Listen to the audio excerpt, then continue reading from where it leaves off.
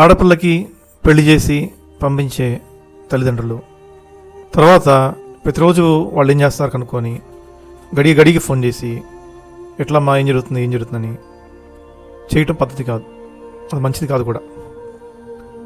ప్రతి మనిషికి ఎన్నో ఆశలు ఉంటాయి.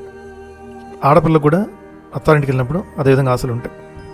వాళ్ళు అలా ఉంటారు, ఇలా చూసుకుంటారు అని.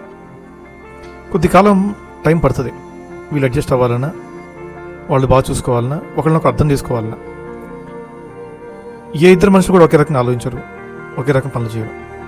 సో ఈ అడ్జస్ట్మెంట్ అనే దాంట్లో ఈ ఆడపిల్లల తల్లి ఎవరున్నారో వాళ్ళు కొంచెం టైం ఇవ్వాలి, వాళ్ళు కొంచెం ఆలోచించాలి, అర్థం చేసుకోవాలి.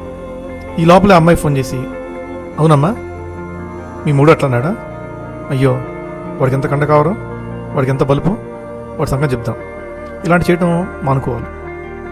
మీ కూతురు శ్రేయస్ కోసమే. ప్రతిరోజు ఫోన్ చేసి గంటలు మాట్లాడాల్సిన అవసరం లేదు.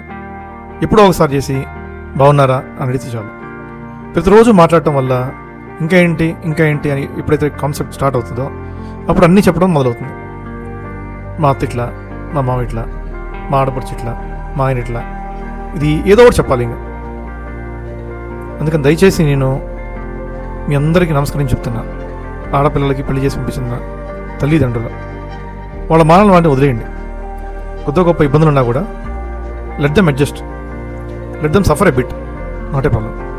మీరైతే ఇన్వాల్వ్ అయితే వాళ్ళ జీవితాలు అతలాకుతలం అయిపోతాయి, కొంపకొలేరైపోద్ది. ఒక్కోసారి జీవితంలో ఎక్కువ మాట్లాడటం కూడా సమస్యలని సృష్టిస్తుంది. ఎంత తక్కువ మాట్లాడితే అంత మంచిది అనిపిస్తుంది. ప్రశాంతత అంత ఎక్కువైంది జీవితాల్లో అంత తక్కువ మాట్లాడితే.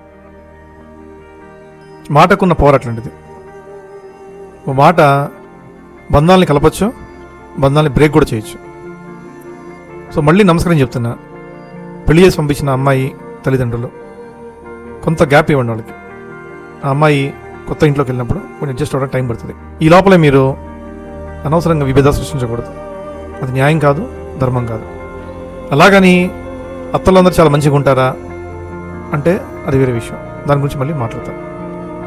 అది నేను ఉంటారు అని అంటలా, మళ్ళీ తప్పకుండా చెప్తాను దాని గురించి. Thank you.